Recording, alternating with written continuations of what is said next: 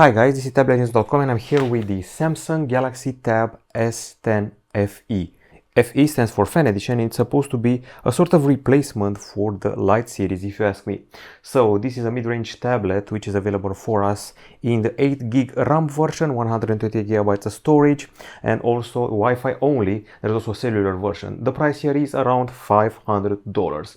The device debuted this spring and is supposed to be a more affordable way of experiencing the goodness of the Tab S10 series. Now we also get a stylus bundle in the box. This one is without Bluetooth, much like the one we got on the Galaxy S25 Ultra, but you can also buy a Pro one which does have Bluetooth.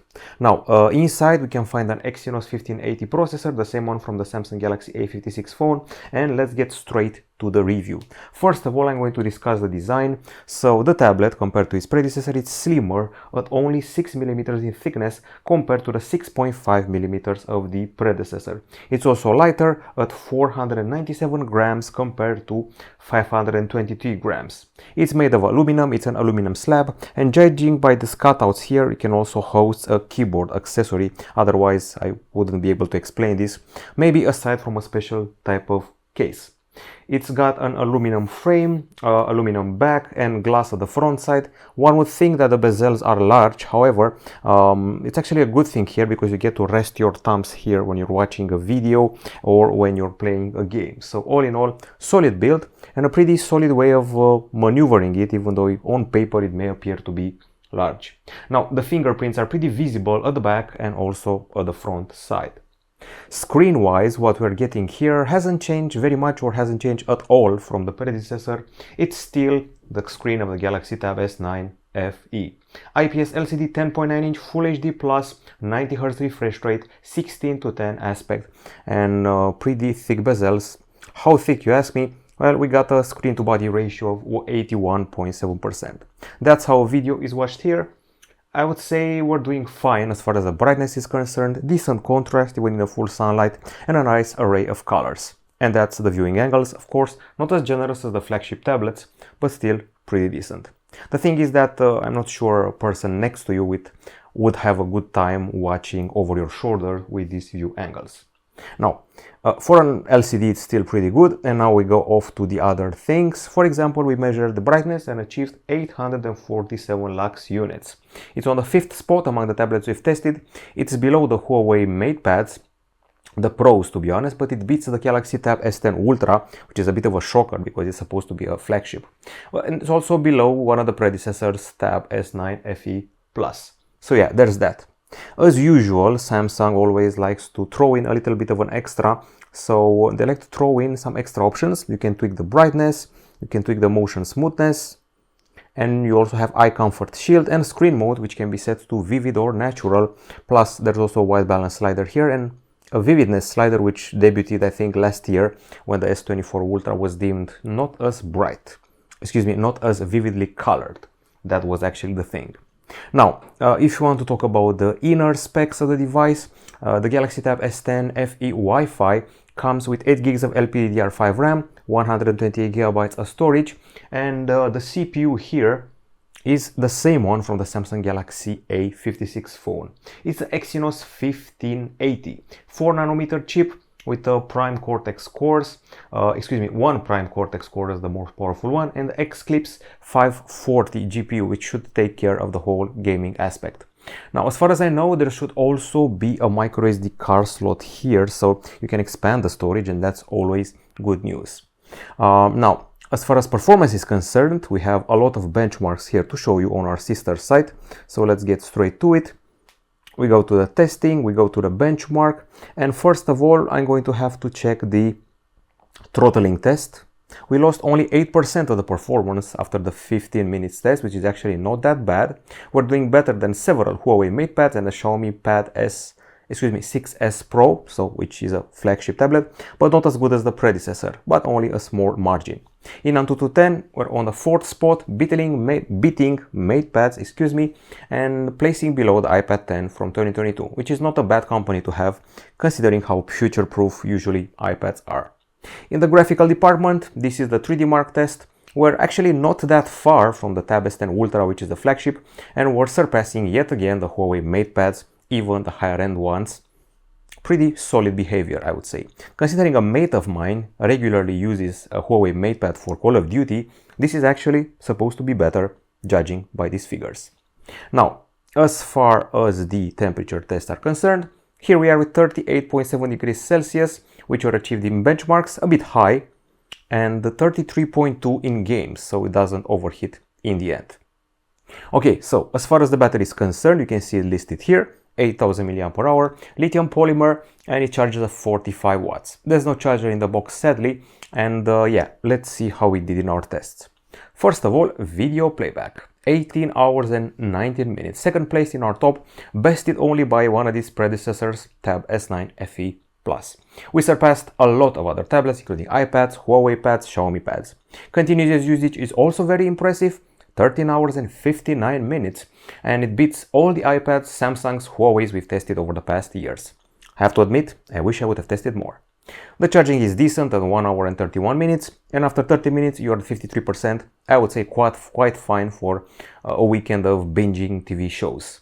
So yeah, all in all, pretty fine when it comes to the battery life. Now we're off to another aspect. I'm talking about the speakers, and you can see them here. One is here on the right side, the other one is here on the left side. We're dealing with a stereo setup, but nowadays some tablets come with 6 or 8 speakers, so it's a bit hard for me to be totally impressed or blown away by these speakers here.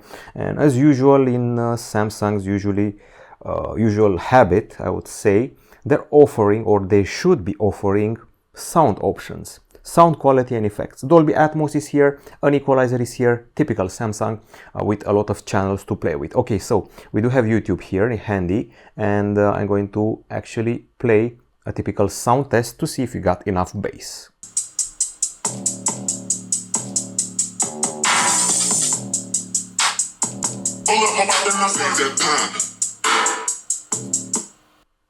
Okay, so some impressions. Very powerful bass, I would say a decent volume, not a record breaker. The body of the tablet vibrates quite a bit, which is probably because of the fact it's so slim and it's made of metal. And we have some figures here, so it's bass heavy, that's what you should remember. The high notes and the voices will be a bit strident and annoying if you turn the volume all the way to the max. So we achieved 88.3 decibels for the top speaker when the tablet is held like this. And the other speaker, let's see, we achieved 86.9, so a bit of a discrepancy, but pretty decent stereophony. Now with these values here, these aren't exactly record breakers, to be honest. We've placed on the 13th spot, we've beaten older tablets, so newer tablets may actually surpass this. Even Huawei MatePads, an older Galaxy Tab, MatePad Pro, Xiaomi Pad 5, a Redmi Pad Pro, which was a mid-range tablet, so yeah, expected a bit higher in volume. In games, 95.1, it continues to not impress very much. A Nokia tablet and a Samsung tablet are a bit higher. Also higher the Huawei MatePads, 13.2 Papermate, Tab S10 Ultra, MatePad 10.4, even a Galaxy Tab A, which is a more affordable option. So what it lacks in volume, it compensates in bass. And pay attention of the high notes, treble and voices when turning the volume all the way to the max. Now on the camera front, I'm not usually a huge fan of using cameras on tablets. This one should suffice for capturing documents if you're a student, or video calls with grandma, or for people at work. We do have a lot of options: Pro Video, Night, Full Panorama, Hyperlapse and Single Take, so they're there. Also good news, you can film in 4K if you really want to. Now we should have a better organization here of albums. We only took a few shots. These are actually decent selfie shots if you're comparing to a Galaxy A20 model like A26 for example, and these are the main camera shots. Once again, not bad if you like close-ups, if you want to capture documents and I don't know, things at the office. That's fine, but don't expect anything better than a mid-range Samsung Galaxy phone from 3 years ago. So that's it camera-wise. Once again, we don't insist very much on it. We do insist, however, on connectivity. This is the Wi-Fi only version of the tablet. There's also a version with 5G connectivity. So this one provides Wi-Fi 6E. It has Wi-Fi Direct, and if you pay extra, we have 5G and cellular. Now, we also have NFC. You have an USB-C 2.0 port here, and a magnetic connector here for a keyboard case. The Tab S10 FE has nano SIM and eSIM in the cellular version, and when it comes to connectivity, we have some nifty extras here in the connection area. You're going to play with stuff like SmartThings, Samsung Flow, connecting your tablet to a phone or PC. You have second screen features, you have link to Windows, you have quick share, secure Wi-Fi, Samsung Cloud. So yeah, I would say we're pretty well packed and well spec'd. We also did a speed test or two. If you go here, only on Wi-Fi, obviously. These are the results you achieved.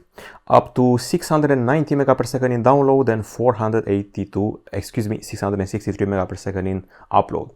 I would say we're doing fine considering it's just a tablet. Now, software-wise, this Galaxy Tab S10 FE seems pretty future-proof. We're promised 7 years of Android updates, which is actually pretty cool if you ask me. Now, we don't have a clarification if it's 7 years of proper OS updates or those also include the security, but seeing how Samsung is doing these days, I would expect them to be actual Android updates. Okay, so the actual interface is nothing you haven't seen before. We have the news feed here, we have a dock area here of the latest used applications and another dock area here of the core applications. So these are the latest used and these are some of the apps we accessed. Well, some of them are the most often accessed and some of them are the latest accessed. Getting back, it's a minimalistic interface with a lot of transparency and of course you're also getting AI here. So for example, if I'm here and I keep this button pressed, we have circle to search. You just circle on the screen and objects will get recognized and be searched online. Of course, what I did before I can also do with a stylus. So if we do that again, I can circle this and look it up online. Using a circle to search, I can also recognize songs playing around me or translate the screen. That's just one example. Of course, we'll also treat it to Gemini. Thanks to Gemini, you can also have a live conversation with it. You can share the screen and also share the camera, show it yoga poses, and it will tell us if you're doing them fine or not.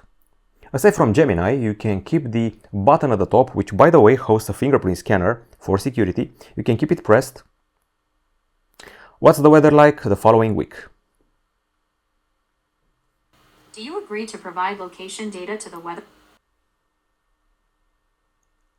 Now, this one, Bixby, provides more basic features, but the good news is that you can interact with your voice with the connected objects around the house, like a washing machine, like I would say the vacuum cleaner in the house, the smart one, the TV set, everything that's smart in the house is interconnected via SmartThings and via Bixby. Okay, so let's see what else we have here. So from the side, you can trigger AI select and notes.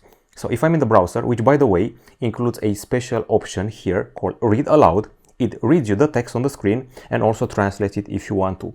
Plus there are some extras here. Now, once again, if we start from here, you can do the whole AI select. AI will capture the screen and you can easily, I don't know, do anything here. So I can circle this. I can copy it to the clipboard, I can share it, I can download it, set it as a wallpaper. If I'm in YouTube or another application, I can create a GIF from a moving image and I can also extract text from a part of the image if I want to and then use it and share it in another document. So AI is now extracting the text, I can copy it in a document and that's that. It's basically a smart screenshot. That's what you're getting. Of course, we also have the Notes application which has been revamped.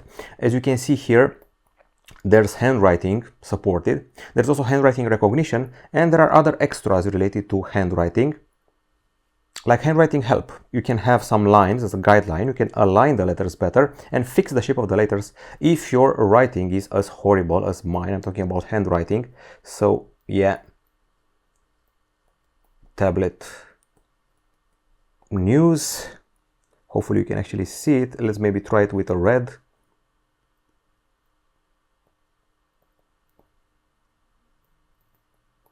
This is a tablet review. Okay, that's a horrible writing, but once again, with the recognition and all that, you should be fine.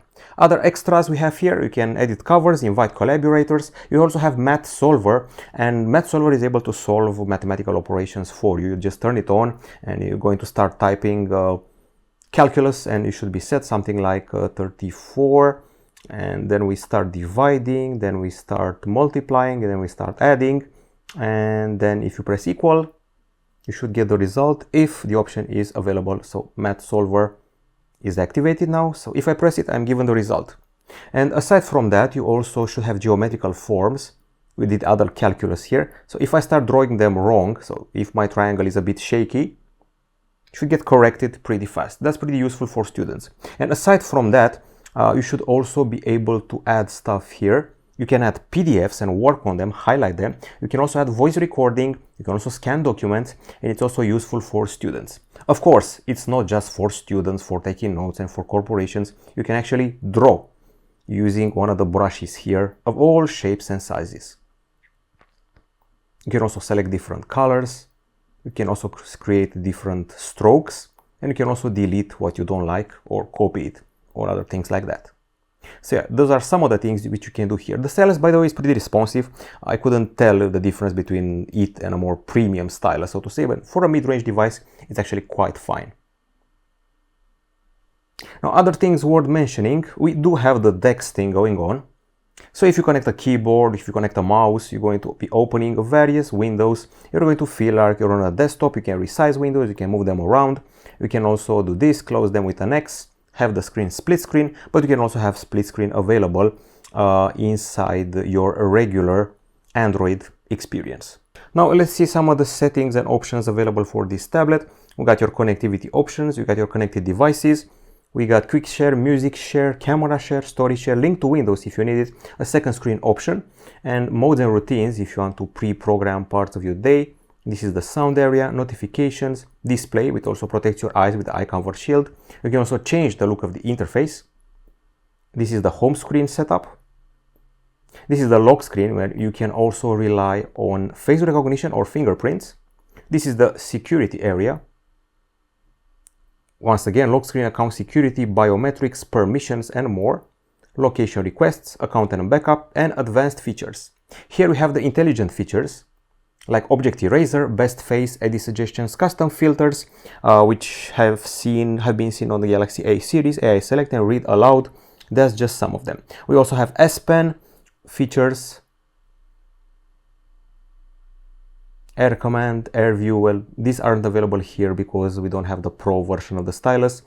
There's also the side button, which can be customized to access a variety of features. We got the daily board, we have game booster settings. The processor should be good enough for gaming, so game boosters is also available here. Galaxy Avatar, digital well-being, device care, takes care of your battery, of your storage, app protection.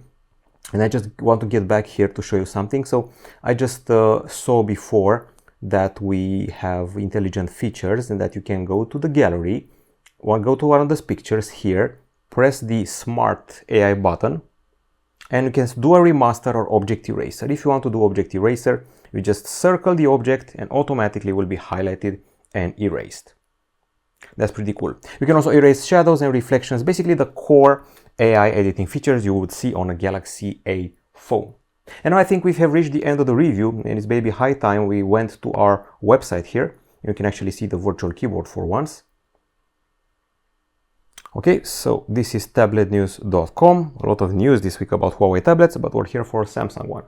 So verdict. On the Pro side, the body is slimmer and lighter than the predecessor. We have IP68 certification. We got an S Pen stylus bundle, which is working quite fine for a mid-range tablet. The performance is much improved compared to the predecessor. The scores of benchmarks are higher, and we have a quality Exynos processor. The performance is improved once again. We have AI features for editing photos, taking photos, and also for productivity. The battery life is one of the best in the segment, and that's pretty cool to have. We have Wi-Fi 6E, which is very fast, so yeah, that's pretty much it. You're also getting Bixby, Gemini, and a pretty comfy and solid build of this machine. On the con side, there's no charger in the box. We only have USB-C 2.0. The antenna lines are a bit ugly. The speakers could deliver more volume. The screen bezels are a bit large, and the price feels a bit high compared to our expectations ever since the Tab S6 Lite, which was one of the best mid-range Samsung tablets. So we're at the end of the review, and I feel that this is a product which is suited for multitasking and things like that. So yeah, you can definitely do multitasking here, and I'm pretty curious if I can actually split the screen. Yeah. So multitasking is fine. You can also add a keyboard to it, mimic a Windows-like experience. And for a student, it's solid gold, simply for the fact that you can solve math problems, you can draw geometrical forms, you can record a conference or a class on it. And if only it had a conversion of audio to text. I'm actually going to test that. So we have voice recorder, we have SmartThings, we have Flow, by the way. You also have the Microsoft package here, including Copilot, OneDrive, and Outlook, just as a quick mention. But I want to actually see if my voice recording. Okay guys, so we're here at Tablet-News.com. We're ready to record some voice. Would be useful if we had this during a class at school in order to not try to translate and copy everything. Okay, I save this. And I actually saw before speech to text. Convert up to 10 minutes of speech into text. Okay, so hopefully this will be converted in a proper manner. Yes, we appear to that we do have such a feature, but I wonder if it actually works or not in the Notes application. Curious where it saves it. It saved it here. Now I want to go here and see if there's any option to turn it in, transcribe into text. Yes, so we do have it here. And now the jackpot, we're taking notes and maybe recording. And let me add here voice recording. Well, only this time while using the app, allow. So the class has started and we're here for the unveiling of the brand new tablet. Let's see if my recorded voice here can properly get turned into text. Hopefully also add it here. Okay, so it has been recorded. I'm going to press here and see here, note replay off. It should replay at the same time as you're transcribing. And so the class has started and we're here. Pretty decent microphone, by the way. I'm very curious to actually see if we can turn it from here into text and just add it properly to our class or simulation of class. Okay, and if I go here in the recordings, I wonder if it has it. It only has 2. So it keeps them separate. It would have been a nice feature to have. So the fact that we do have something recorded here and not very sure if you can transcribe it or not. I think you can save it. Maybe share it to the voice recording app. Anyway, I get to the bottom of this. The core is that you can actually start recording it in another app, then leave this app and take notes. So that's not exactly a problem for me. So a tablet which is excellent for students. At $500 you should have a pretty big allowance to actually afford it, but it's a one-time purchase for the 3 years of college. So it's not that much in the end, but it depends on our revenue as a college student. So that's it from us, and this has been a review of the Galaxy Tab S10 FE. More than expected, to be honest, on the productivity side of things. Goodbye.